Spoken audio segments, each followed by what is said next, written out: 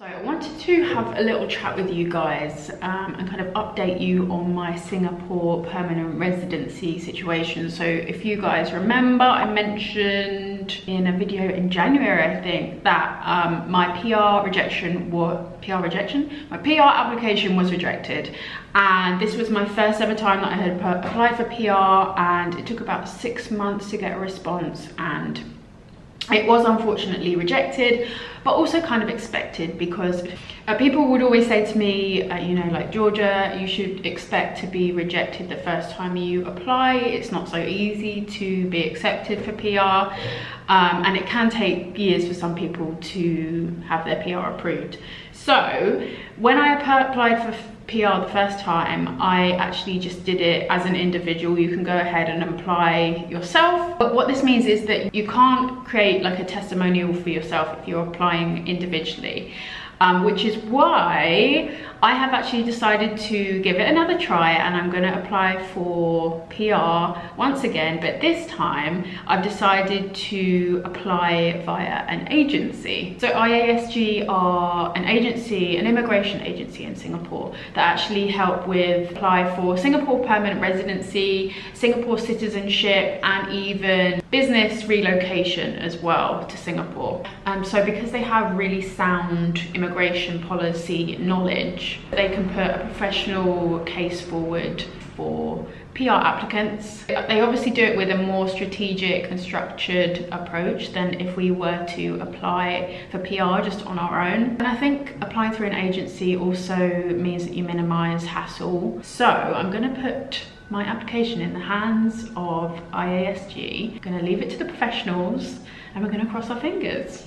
So if you apply for an agency, they actually help to map out the talent's contribution versus what the Singapore government is actually looking for. So through profile analysis and strategic positioning, this will hopefully give you an advantage when putting your profile forward. Like I said, they kind of know what the Singapore government is looking for, so it's definitely an advantage in that way. They do the drafting of testimonial and endorsement letters. They draft the official application form, the preparation of the case cover letter, and they actually do the final submission to ICA as well. So there's definitely benefits with regards to working with an agency to do this. I like the fact that I'm kind of going to be putting all of this in their hands, and I trust them with the process. It seems like they have really great results, and like I said, they know what the government's looking for. So I feel a lot more confident doing it this way. It doesn't mean it's 100% guaranteed, but I thought I would give it another try. Obviously, Singapore is like my home now. It really is. I've been here for 7 years. It feels like home.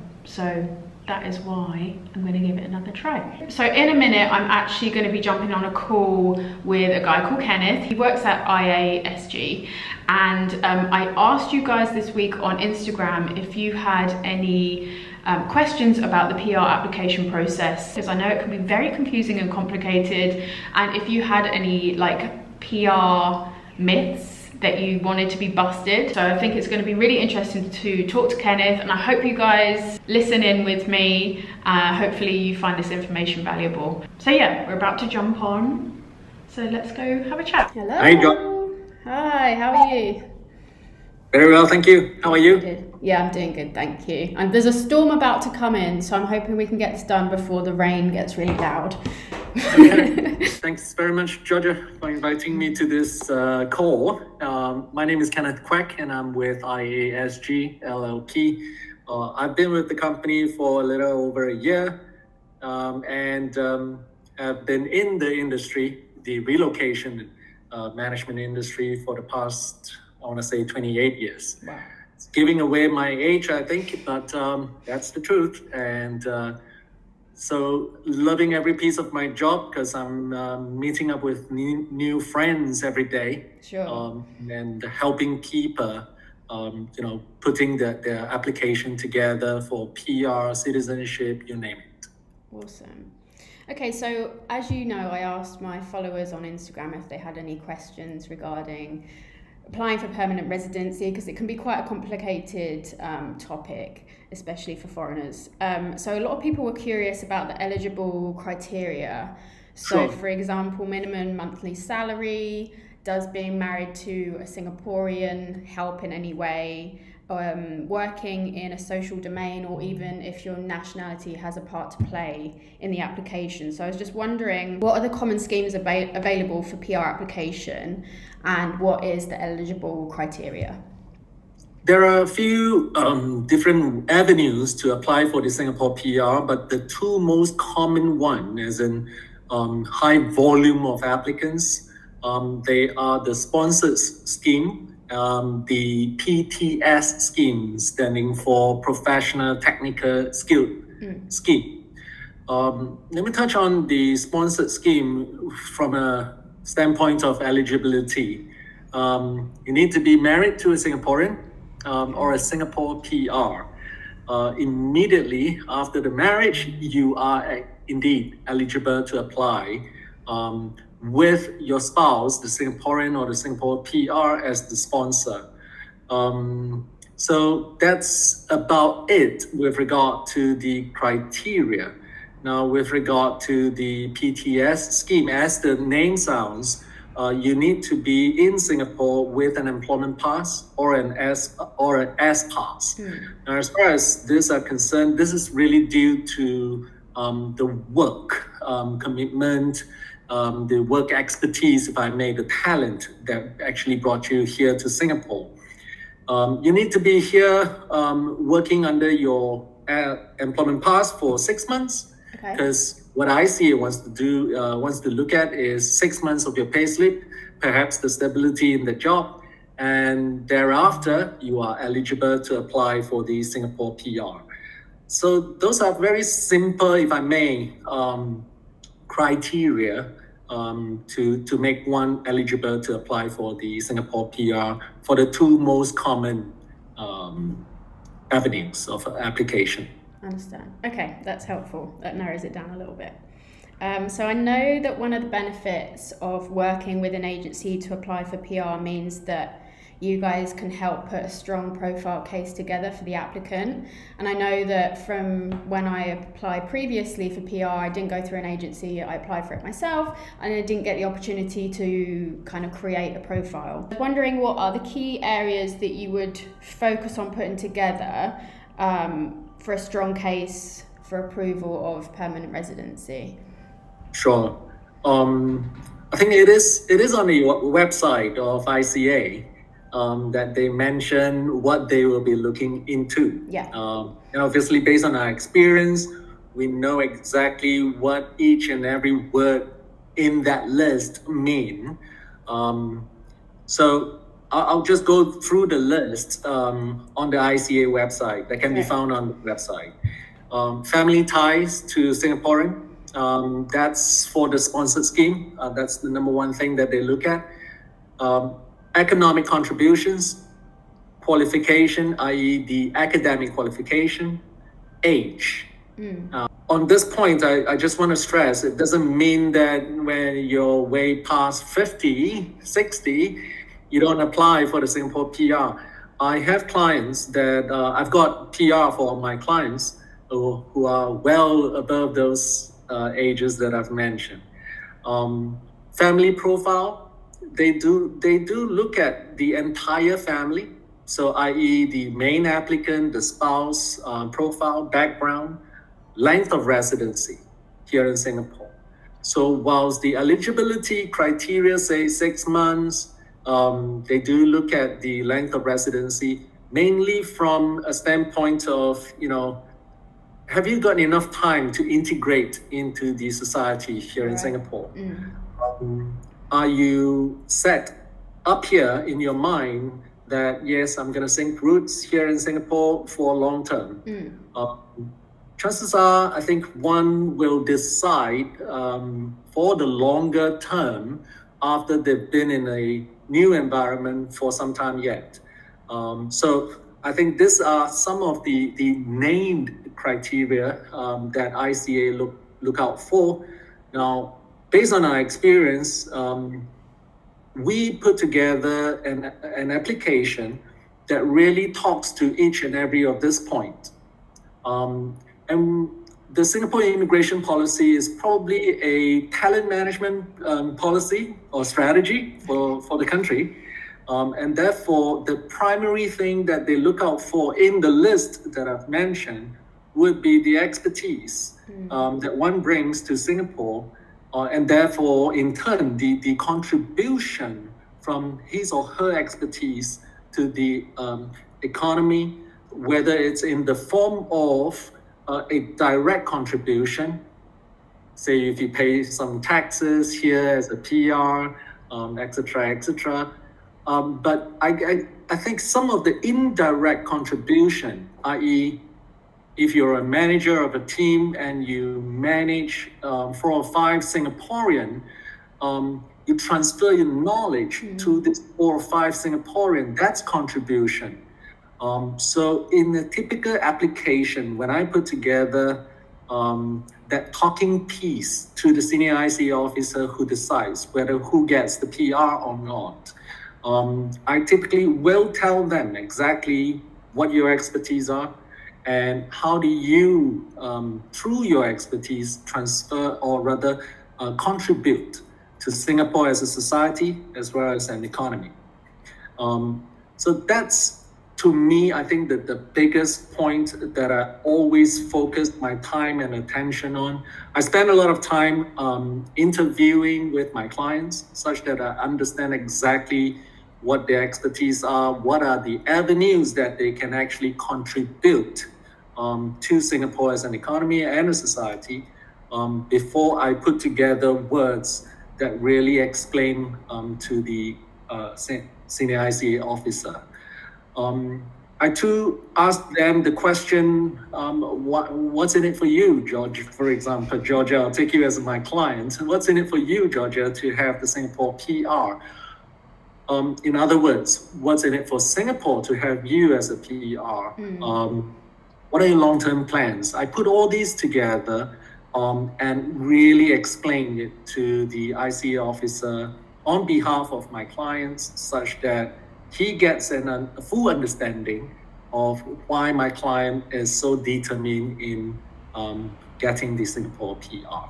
So those are the stuff that I put together in an application. Awesome. That definitely makes a lot of sense. So a lot of people have asked me, is there a best time to apply for PR, or does working in Singapore for amount of years strengthen your chance of getting PR? I think you just answered the second part of that question. But what are the current trends that you see specifically in the Singapore PR area?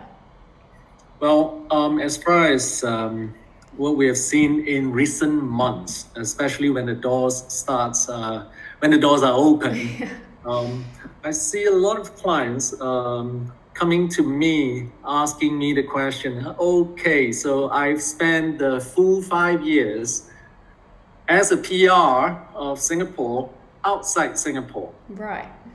What's going to happen when I start renewing my REP, the re-entry permit? There's no such thing as renewing your PR. You're actually renewing your re-entry permit. Remember this. Right. Important to note that when we are applying for PR, we tell the Singapore government that yes, we want to stay in Singapore, we want to contribute. The keyword here is we want to stay here and contribute. What are you doing outside Singapore as a PR after you attain the PR status? So it's going to be a problem when one is outside Singapore. And I think ICA has started to reach out to folks to say, wait a minute, you need to renew your REP now, but you're outside Singapore. And in many cases, I've seen REP being rejected or renewed at a shorter length of time. So a normal PR term is for 5 years. When they are sending out this warning signals, can be a 1 year renewal, worse, half a year, even worse, a rejection of that renewal application. So I've seen quite a number of people coming to us asking about, okay, so it's coming up for renewal. That's, you know, considering all factors, still a good place to be. Some or many have actually come to me and say, it's been rejected. Well, what did you expect, right? So we help them put that positioning back to ICA, the REP department, to say, okay, what are the immediate plans for these applicants who are PR themselves already? Just happened so that they weren't in Singapore for the, you know, the time. It is said that you are required to spend at least 60% of the 5 years here in Singapore, or at least have your payroll presence, as I call it, so that you are, you know, still contributing to Singapore per se. Yeah, thank you for jumping on, Kenneth. Thank you for addressing these questions. I'm sure this is really valuable information to a lot of people that are considering applying for PR. So thank you for taking the time. My pleasure, Georgia. Thanks for having me. Thank you. Have a good day. You too. Cheers. Bye. Good morning, everybody. It is now the next day, and speaking to Kenneth yesterday was really interesting, and I hope you guys found that information valuable, especially if you've been considering PR. I think he addressed a lot of questions that we all have. Seem to be reoccurring questions that I myself have asked, as well as other expats that live in Singapore that I've had these conversations with. We're always like, there's always a few things that we don't quite understand about the PR application, so I think he did a great job at answering those questions. So before I end this video, I'm going to do a very fast, like quick fire round of just a few more of your questions regarding PR, because I want to cover all bases in this video and make sure that you come away from watching this with as much information as possible. This green tea is the best green tea I've ever had. It's green tea kombucha. Oh my god, it's so good. The first question was, how long should we wait before applying for PR? As Kenneth mentioned, after having an EP for 6 months is when you can consider applying for PR, just so long as you have 6 months of pay slips that you can give as evidence. That's actually a lot shorter amount of time than I expected. I thought that you'd have to be in Singapore for a few years, so it's pretty good to know that you only have to be here for 6 months before applying. How long does the process take to get an answer? Another very popular question, and honestly I feel like answers always vary. Mine took 6 months. I know some people that waited 9 months before getting a response, but Kenneth has said that it can take 4 to 9 months, and for some rare cases it can take up to a year, so I think it really just depends. So very quickly, step by step, what is the application process for applying for PR through an agency? That's something that I was really interested to know. Number one is documentation. Help you put all the required documents together, then that way you can complete the application form with like 100% accuracy. Step two is strategy. So that's when you have an intense follow-up conversation with the agency. They sit you down and then they help you write a really well put together cover letter demonstrating your expertise, that kind of thing, and why you would kind of be of value in Singapore. Number three is social integration. So that is to do with volunteer work and donations and charity work. I think sometimes they will actually encourage you to do some charity work before you apply for PR. I think it always really works in your favour. Four is sinking roots in Singapore, demonstrating evidence that you are actually here for the long term and that you intend to stay in Singapore for the foreseeable future. So I think putting a whole application together can take around 2 months, and then once you apply you have a 6 to 9 month waiting time. So it is quite a lengthy process, so you just kind of have to bear that in mind. Are the taxes higher if we become a PR? Singapore taxes are known to be low compared to quite a number of countries in the world, so that doesn't change. Does marrying a Singaporean put you at an advantage?